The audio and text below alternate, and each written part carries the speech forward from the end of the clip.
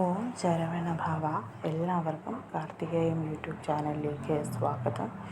എല്ലാവർക്കും തൈപ്പൂയത്തിൻ്റെ ആശംസകൾ നേരുന്നു.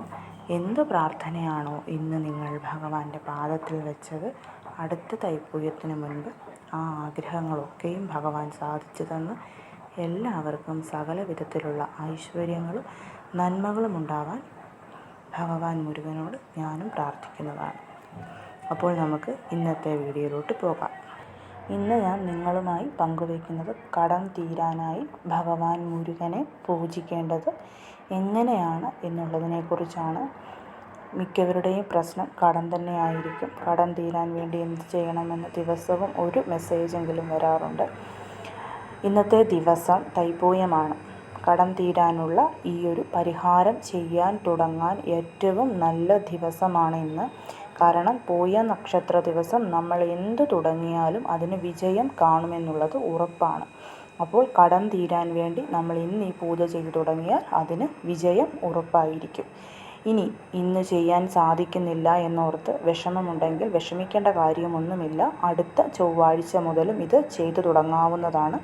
ഞാൻ തന്നെ ഒരു 2-3 പൂജാ വീഡിയോസ് ഇട്ടിട്ടുണ്ട്. അതുകൊണ്ട് തന്നെ എല്ലാം കൂടി ചെയ്യണ്ടേ ഞങ്ങൾ എന്നൊരു വിഷമം ആരും വിചാരിക്കേണ്ട. അതുകൊണ്ടാണ് ഞാനിത് പറഞ്ഞത്. ഇന്നാണ് നിങ്ങൾ ഈ ഒരു പരിഹാരം ചെയ്യുന്നതെന്നുണ്ടെങ്കിൽ ഇന്ന് ഏത് സമയത്തും നിങ്ങൾക്കിത് ചെയ്തു തുടങ്ങാവുന്നതാണ്. കാരണം ഇന്നത്തെ ദിവസം നമുക്ക് മറ്റൊന്നും നോക്കേണ്ട കാര്യമില്ല.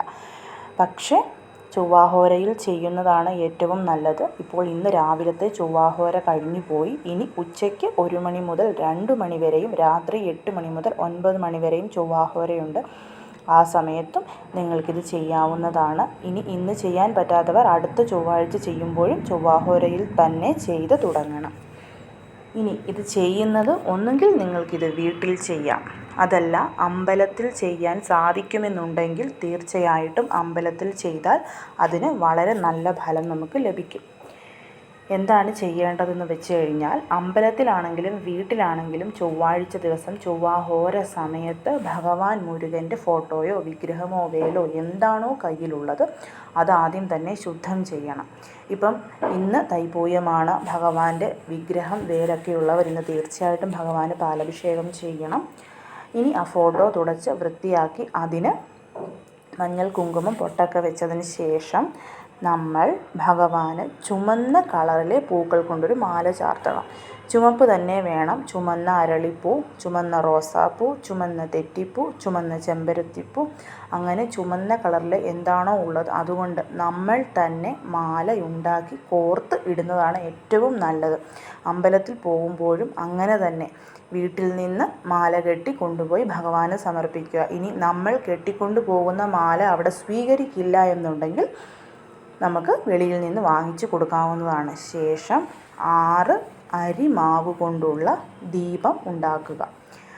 അരിമാവ് എല്ലാവർക്കും സുലഭമായി കിട്ടുന്ന ഒന്നാണ്. അതുകൊണ്ട് തന്നെ അരിമാവ് ദീപമാണ് ഇവിടെ നമ്മൾ ഉണ്ടാക്കേണ്ടത്. 6 അരിമാവ് കൊണ്ടുള്ള ദീപം ഉണ്ടാക്കി അതിൽ നെയ്യൊഴിച്ച് തന്നെ നമ്മൾ വിളക്ക് കൊളുത്തണം. അരിമാവ് കൊണ്ട് ഉണ്ടാക്കാൻ പറ്റില്ലാത്ത എന്തെങ്കിലും സാഹചര്യമാണ് നിങ്ങൾക്കെങ്കിൽ നിങ്ങൾക്ക് 6 മൺവിളക്ക് ഇടുകാവുന്നതാണ്. അമ്പലത്തിൽ ചെയ്യുന്നതാണെങ്കിലും 6 അരിമാവ് തന്നെയാണ് നല്ലത്. അരിമാവ് കൊണ്ടുള്ള ദീപം തന്നെയാണ് നല്ലത്. വീട്ടിലാണെങ്കിലും അരിമാവ് കൊണ്ടുള്ള ദീപം 6 എണ്ണം ഉണ്ടാക്കണം. ദീപത്തിൻ്റെ ജ്വാല കിഴക്കോട്ടുമായിരിക്കണം. അതിനുശേഷം ആ ദീപത്തിൻ്റെ മുൻപിലിരുന്ന് നമ്മൾ സ്കന്ദഷഷ്ഠി കവചം 1 തവണ ജപിക്കണം. ഇപ്പോൾ വെറ്റില അതിൻ്റെ അടിയിൽ വെച്ചിട്ട് അല്ലെങ്കിൽ വാഴയില അതിൻ്റെ അടിയിൽ വെച്ചിട്ട് അതിൻ്റെ മുകളിൽ ദീപം കൊളുത്താം. അതൊക്കെ അവരവരുടെ ഇഷ്ടം. അമ്പലത്തിൽ നമ്മൾ കൊളുത്തുമ്പോൾ അങ്ങനെയൊന്നും വെച്ചില്ലെങ്കിലും കുഴപ്പമില്ല. ഇനിയിപ്പോൾ വീട്ടിലാണെന്നുണ്ടെങ്കിൽ ഇതിനെ വെറ്റില ദീപമായിട്ട് ഒരിക്കലും കാണരുത്. അതുകൊണ്ടാണ് ഞാനത് സജസ്റ്റ് ചെയ്യാത്തത്. നിങ്ങൾക്ക് ഒരു ബ്രാസിൻ്റെ പ്ലേറ്റ് എടുത്ത് 6 ദീപവും ഒന്നിച്ച് ആ പ്ലേറ്റിൽ കൊള്ളുന്ന രീതിയിൽ വീട്ടിൽ വെച്ചാൽ ചെയ്യുന്നതെങ്കിൽ ചെയ്യാം. അമ്പലത്തിലാണെന്നുണ്ടെങ്കിൽ വെറും ആ ഒരു ഭാഗത്ത് ഭഗവാന്റെ മുൻപിലായിട്ട് കത്തിച്ച് വെക്കാൻ പറ്റിയാൽ അങ്ങനെ കത്തിച്ച് വെച്ചാൽ മതി. അതിനുശേഷം അവിടെ ഇരുന്ന് 1 തവണ സ്കന്ദഷഷ്ഠി കവചം വായിച്ചതിന് ശേഷം ഭഗവാനോട് മനമുരുകി നമ്മൾ പ്രാർത്ഥിക്കണം. ഭഗവാനെ, എൻ്റെ കടം എത്രയും പെട്ടെന്ന് തീർത്തു തരണമെന്ന്. 6 ചൊവ്വാഴ്ചയ്ക്കുള്ളിൽ തീർച്ചയായും നിങ്ങളുടെ കടം തീർന്നിരിക്കും. അതല്ലെന്നുണ്ടെങ്കിൽ ആ കടം തീരാനുള്ള ഒരു വഴി ഭഗവാൻ നിങ്ങൾക്ക് മുൻപിൽ തുറന്നു തന്നിരിക്കും. ഇതിൽ യാതൊരു വിധത്തിലുമുള്ള തർക്കവുമില്ല. അതുകൊണ്ട് എല്ലാവരും ഇതൊന്ന് ചെയ്തു നോക്കൂ. നല്ല രീതിയിലുള്ള ഫലം തന്നെ നമുക്ക് ഭഗവാൻ തരും. വീട്ടിലാണ് നിങ്ങളിത് ചെയ്യുന്നതെന്നുണ്ടെങ്കിൽ ഭഗവാന് വിളക്ക് കൊളുത്തി സ്കന്ദഷഷ്ഠി കവചം പാരായണം ചെയ്തതിന് ശേഷം ധൂപദീപ ആരതി എടുത്ത് ഭഗവാൻ ഒരല്പം തേനെങ്കിലും നിവേദ്യമായി സമർപ്പിച്ച് കർപ്പൂര ആരതിയും എടുക്കേണ്ടതാണ്. അമ്പലത്തിലാണെന്നുണ്ടെങ്കിൽ സ്കന്ദഷഷ്ഠി കവചം പാരായണം ചെയ്ത് നമ്മുടെ ആഗ്രഹങ്ങൾ ഭഗവാന്റെ പാദത്തിൽ സമർപ്പിച്ചതിന് ശേഷം വീണ്ടും വീട്ടിലോട്ട് തിരിച്ചു വരാം. 6 ചൊവ്വാഴ്ചകളിൽ ഇത് മുടങ്ങാതെ ചെയ്യണം. സ്ത്രീകൾക്കിടയ്ക്ക് പീരിയഡ്സ് വന്നു കഴിഞ്ഞാൽ ആ ഒരു ആഴ്ച സ്കിപ്പ് ചെയ്താൽ മതിയാവും. ഇതൊന്ന് ചെയ്തു നോക്കൂ. നല്ല രീതിയിലുള്ള ഫലം എല്ലാവർക്കും ലഭിക്കുന്നതായിരിക്കും.